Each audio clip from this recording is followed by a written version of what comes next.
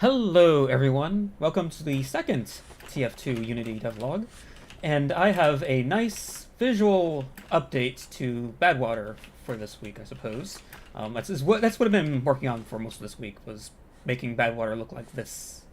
So not long after when I uploaded the first devlog, or sorry, the first devlog, someone pointed out a tool that would be much better for taking the map geometry, plus the props, plus the textures, plus the materials, plus everything pretty much from the maps into Blender, and then I can export all that into Unity pretty much. Now, I couldn't just do that alone and expect it to work. I had to do a lot of revision to how some of the map geometry is rendered to make this work, and I had to configure all the materials to account for stuff like the texture blending on the ground. So you can see their texture is fairly plain here, but we have more rocks over here, and that's textures blending from one another.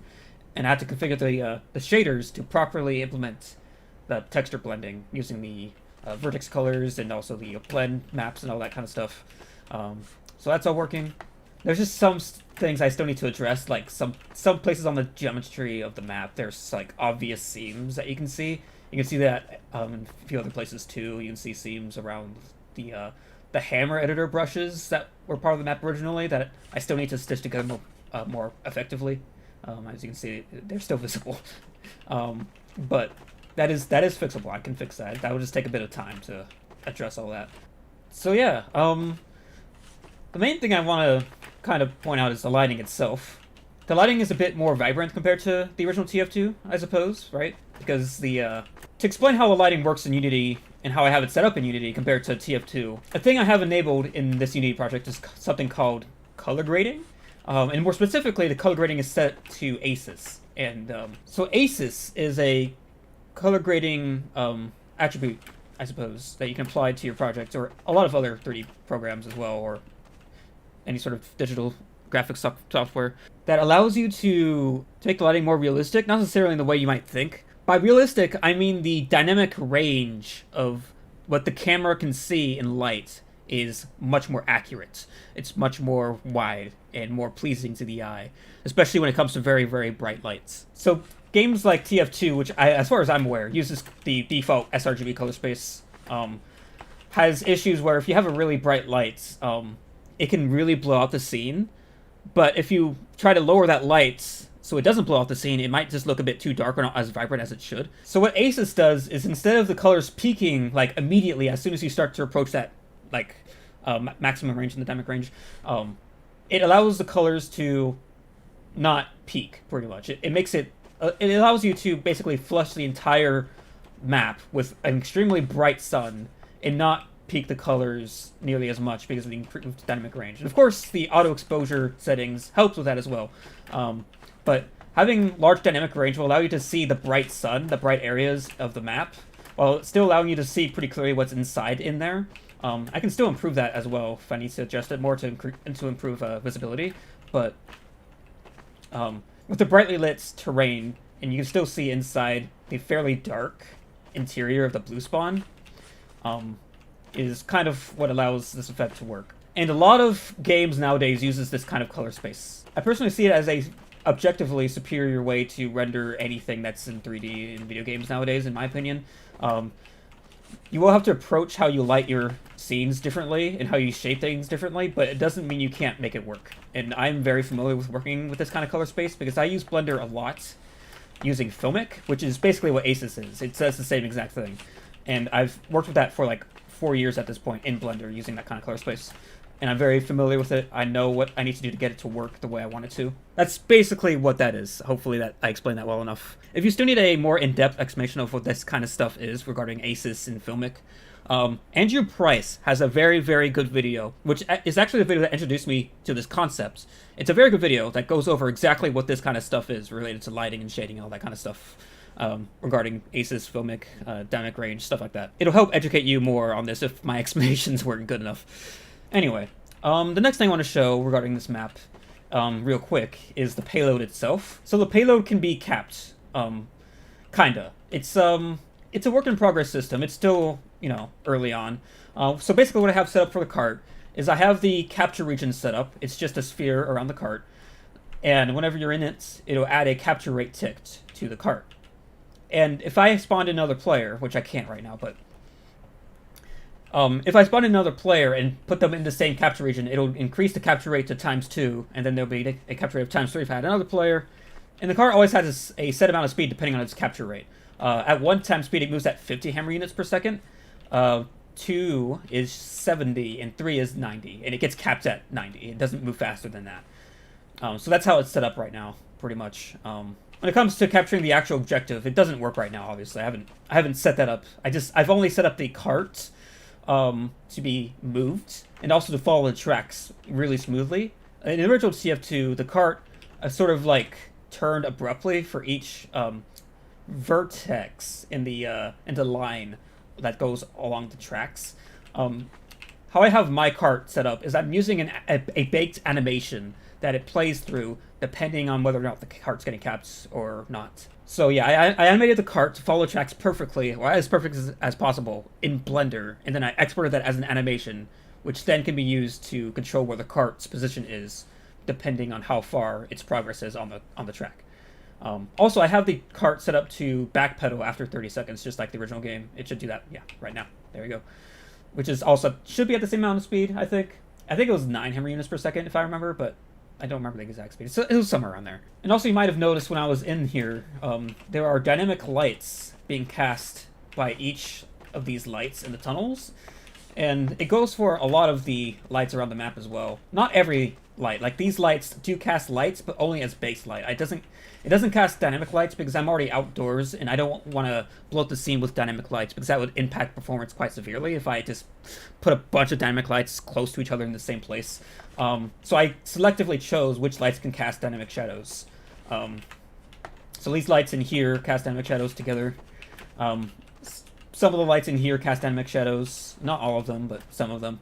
The light here doesn't do it, but the light here does, for example. And Badwater has about 200 lights total. And the lights I chose to be dynamic, I believe, is around 65 lights, somewhere around there. So almost just near a third, I think.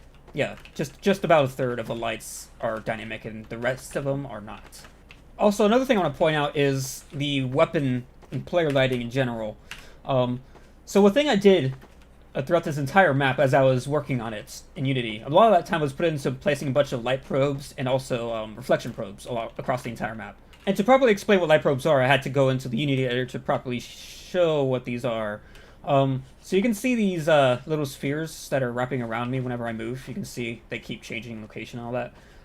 So these are what light probes are. Light probes are placed around the entire map, and what they essentially do is they give more accurate more accurate background ambient lights on any sort of dynamic model that moves. So that includes the player model, and it also includes the weapon model as well. And when we take a look at these light probes, you can see that each light probe is represented by a sphere, and that sphere has light casted along its entire surface, and that lighting changes depending on where it is. So if I were to move outside, the lighting will change to be more of the background light outside, so that's skylight and all that. And when I move back in here, the light's gonna be more blue because of the more blue color scheme in this blue spawn, reflecting light into the sphere. And basically, these spheres, the ones that are currently visible, is what's being blended between for my model. Like, so you see these 4 spheres. Since I'm in the middle of these 4 spheres, all these 4 spheres have the similar influence to how my model is shaded. They blend together based on how close I am to each one, pretty much. So if I was standing right on top of this one right here, then most of the influence on my ambient lighting on my model is based on those spheres where they are, because I'm pretty much right on top of them. But if I'm sitting in between a bunch of them, then it's going to be a blend between a bunch of these probes. And yeah, these are all baked, by the way. These probes are baked lighting, not done in real time, so that way it saves on performance. These light probes are actually very, very cheap to have in the scene in general, and they improve the scene's visual fidelity by quite a bit. So it's good to have that. And another thing you might have noticed is the actual reflections on my gun model as well. They are done through reflection probes. And these reflection probes are not like cube maps in the source engine. These reflection probes can make the reflections move on your model more dynamically. These reflection probes aren't done in real time. These, again, are baked. These reflection probes all around the map are baked lighting for the reflections in that area. But a neat thing about reflection probes is that they can box projects, which basically is a way to correct for... I can show you over here in this room. It's a neat way to kind of fake the effect of real-time reflections. So I have a reflection probe set up in this room, only one reflection probe. And I have it set up to box projects. And the floor is a very obvious way to show that. If it was a cube map in the source engine, these reflections wouldn't move like this. They would stay static relative to where your camera is, which would look very, very cheap. In fact, I can show this in the Unity editor. Okay, so here's how it would look with box projection. And going to the Unity editor with it turned off, this is how it looks without the box projection. And it just makes the reflections completely static. It moves with your camera only, and doesn't really consider anything else. It's very fake looking. So box projection helps make that look more convincing.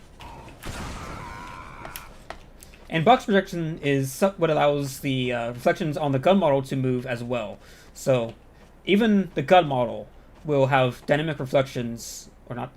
It's not real time, but the reflections will appear to be more dynamic because the reflections are always moving as you move. So it's never static. And honestly, the reflections on the gun model looks quite nice. Even if it's not like super reflective, you can still see how the skylight is, the direct skylight is affecting the shading of the model whenever I approach the window. So when you're in a room like this, the reflections aren't too particularly interesting, right?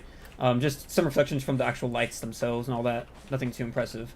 But as soon as I walk out, you can start seeing the sky get reflected on the gun model as you walk out. I just think that's kind of neat looking, right? I don't know, I like it. Regardless, the reflection probes are pretty much better than how cube maps work in the source in just about every way. Even if they act sort of similar, they have extra behaviors you can enable to allow for things like box projection to make them appear a lot more dynamic than what they actually are. Because again, if we look in the Unity editor, let me put this over here. Okay, if we take a look at any reflection probe, you can see that it's just a reflection of the surroundings in the room. That's all it is, and it gets box projected on any sort of reflection when it's enabled. Obviously, if I disable it, it's not going to do that. But enabling it will allow box projection, and it just looks a lot better. And it's only from one reflection probe. And of course, there are plenty of reflection probes around the map. I think there's about 250 of them. Of course, I don't have them baked at a super high resolution because of that, because I don't want this to be super intense to, of course, bake in the first place, but also run in real time. Honestly, I don't think the high resolution would kill performance other than high memory usage, I imagine, which, of course, I want to keep that in check. But yeah, in each reflection probe has their own region to themselves. So you can see this cube pretty much wrapping around this entire room, and that's basically saying that this reflection probe is in charge of reflecting things that are within this region, and each reflection cube or reflection probe has their own cube that they are in charge of reflecting dynamic models on, as you can see. So that's essentially how they work, and I have those all set up now. And yeah, I think that's all I wanted to show regarding Badwater itself, because yeah, Badwater is basically all I've been working on throughout the week. So I don't have much else to still show, because the actual rocket jumping and movement in general is still pretty much the same as I showed it before. I made a correction to the rocket speed. Before, I think it was a little too fast, right? Yeah, it was. It was slightly too fast. I made a correction on that, I guess, but I didn't really make too many obvious changes. But I do still want to talk about a few things, and most of them are clarifications based on some potential misinformation that's been out there regarding this project, or some misunderstandings, perhaps, and also some other things I want to talk about regarding this project. That's not related to what I worked on for the past week. So the first thing I want to bring up is performance versus the original TF2. So here's the thing. Team Fortress 2 was released in 2007. And at the end of the day, TF2 was optimized, at first at least, to run on hardware in 2007, on PC hardware in 2007. And while TF2 has become more bloated and more filled with spaghetti code and all that kind of stuff, right, throughout the years since then, it is still, at the end of the day, a game that was made in 2007. This Unity version is using a modern graphics engine, and it's the engine in general is just more modern. This Unity version is going to naturally ask more of your hardware than base TF2 is, pretty much all around. Perhaps TF2 is not as stable, like the base TF2 is not as stable in performance, perhaps, for some people, but like the average performance level, I am pretty sure TF2 will always have a higher performance level than this Unity version, just simply because it's an older game using an older graphics engine and older rendering techniques and all that kind of stuff. So yeah, just keep that in mind. A lot of people expect my Unity version of this game to run better than base TF2. And while maybe in some cases, perhaps, I guess, I certainly would never guarantee anything regarding that. There's a pretty damn good chance that performance is going to be worse in general using this version of TF2 versus the original, just because of its more modern graphics rendering engine and just modern engine in general. So yeah, I've just been seeing a lot of comments saying that they think this project might perform better, and I will have to say no, it's probably not going to perform better than base TF2.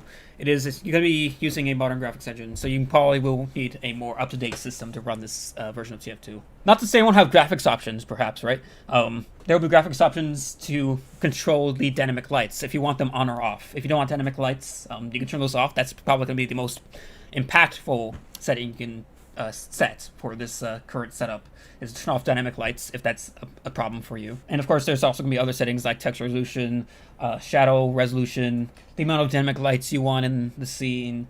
But still, keep in mind that even with that, it's still probably not perform as well as base TF2, probably. I'm definitely not making any promises there. The goal of this project wasn't necessarily to make this game perform better than the original, otherwise I'd have to make it look like the original game, using older rendering techniques and stuff, and I wanted to make this version more visually modern looking in terms of modern rendering techniques and stuff. Another thing I want to bring up that people have brought up quite a bit, especially the past few days, is why not use cylinder collisions instead of capsules? And the thing is, I've tried using cylinders before. As you can see on screen, I do have a collider setup that is a cylinder. I tried using something like this first. After having too many problems trying to get it to work the way I wanted to, I ultimately decided, at least for now, to move on to trying just to use a capsule collider. I certainly do want to use a cylinder collider. I think a cylinder collider would ultimately be the best form of a collision box that you'd want for a game like this. But the thing is, the cylinder collider that I was able to get to work the best was this method, where I have 1, 2, 3, 4, 5, 6 very thin boxes, basically rotated around to form a cylinder. So I have basically 6 colliders in total to form a cylinder.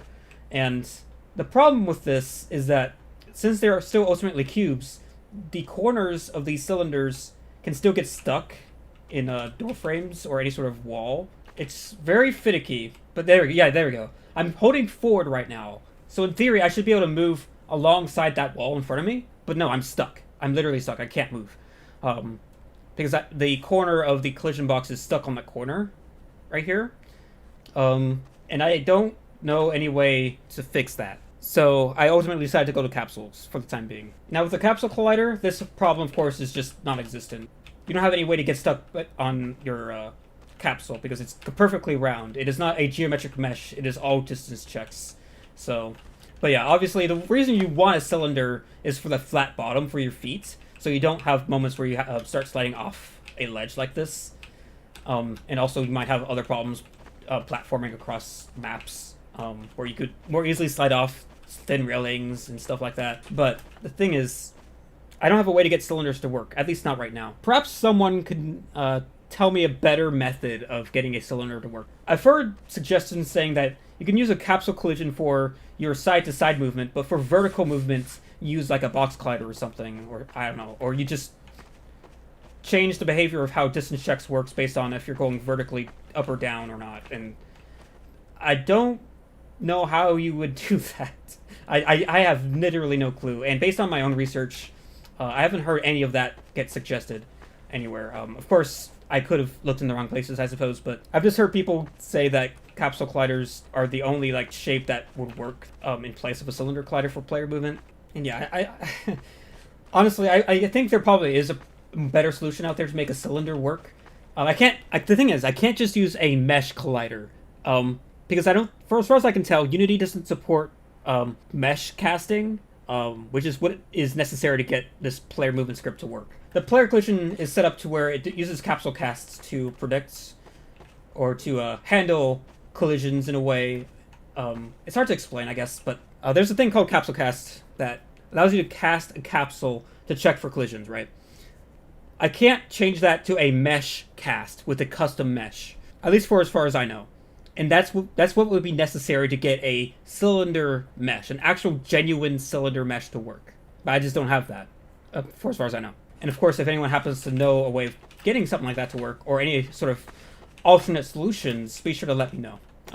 And actually, while I'm on that topic of you guys letting me know stuff, I think it's about time I do this. There is now a public Discord server for this project that you guys can join and provide feedback and talk about this project and see updates on it and all that kind of stuff. You can check that out in the description below. Currently, the server is still pretty early on. I haven't set up everything yet, but it is a place to contact me directly, of course, if you have any feedback, or if you want to help out in any way. That's probably the best way to contact me now, because Twitter has been somewhat of a bad option, honestly, for you guys to contact me, because I've told people to contact me through Twitter, and not everyone has a Twitter, obviously, and also it's hard to get a conversation started on Twitter as well, at least for me.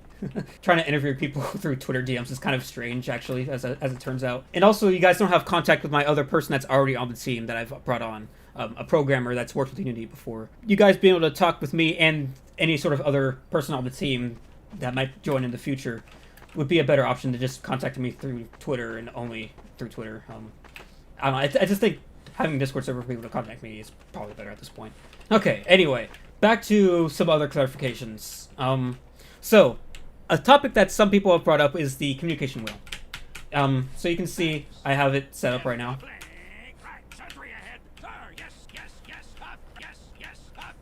Yes. Anyway, so the communication wheel, some people like the idea, and some people don't.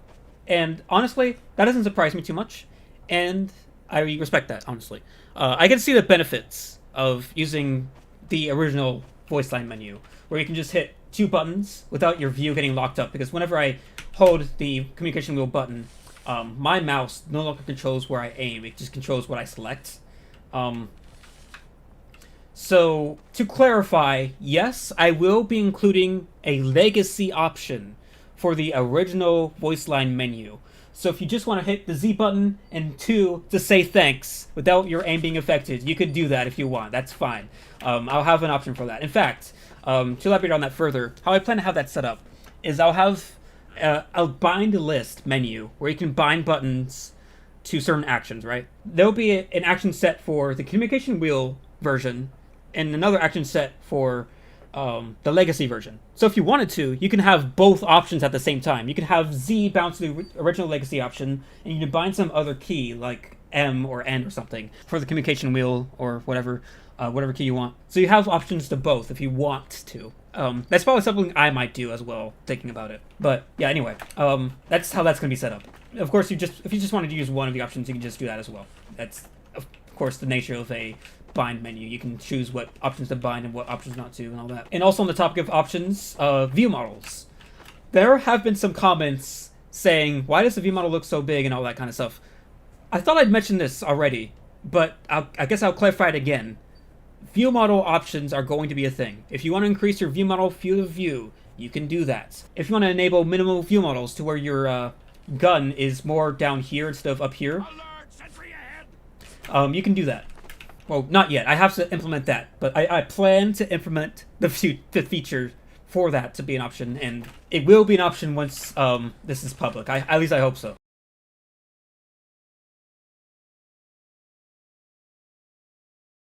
I'm still on the fence of view models being invisible, though. I'm not sure. I know people like having no view models for the screen to be perfectly visible. You don't have any sort of gun in your way as you shoot. But I can see why Valve has had a history of that being an issue, because when it comes to the presentation of the game to spectators or anything like that wants to look at the game or footage of the game, people won't understand why you can't see your gun in first person whenever they see gameplay of someone that doesn't have them on. And that's probably why most shooters don't have that kind of option, is because it just would look strange to people, especially those that don't play the game that much. But it's not out of the question, because I know I'm perfectly aware that it's an option that people really like in the original TF2, and I don't want to take away options from those players, but I just feel like I'm stuck in this dilemma, because I don't want the presentation of this version of the game to suffer for something like that,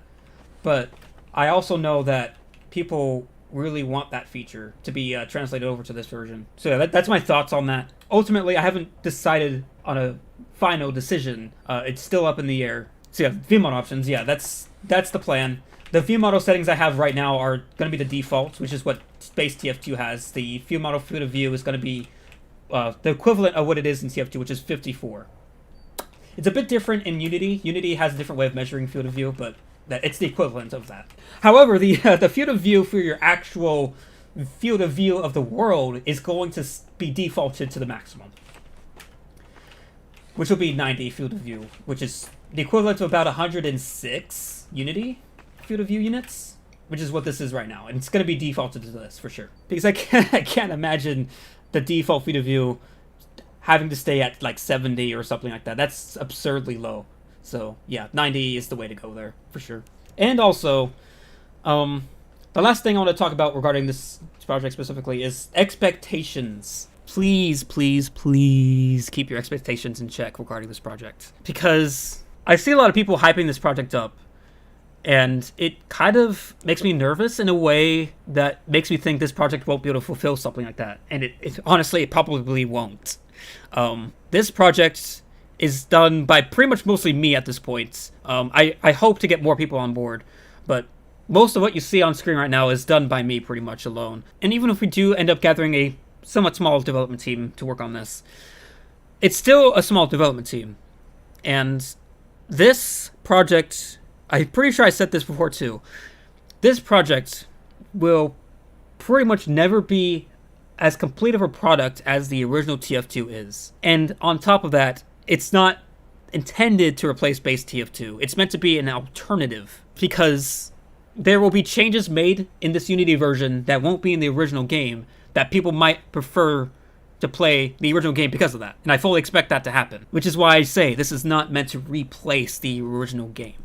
It's not. So yeah, just keep that in mind. This project isn't meant to be this huge ambitious thing where it does everything the original TF2 does. I just want to translate some aspects over. So for example, I'm not actually going to bring in over... I'm not going to bring in every single map from the original game, obviously. That's going to be too much work, which in of itself is definitely not going to make the game more a complete product than the original TF2. And there's still a possibility that this project might not ever be fully complete. There's a possibility that things like all the custom weapons and cosmetics might not be translated over. I do want to bring in as much custom weapons, the unlockable weapons from the original game. I'm not planning to make custom weapons, at least not at this point, but bringing over unlockable weapons is still part of the plan. Cosmetics, maybe not, still up in the air. So that's that then. Keep your expectations in check.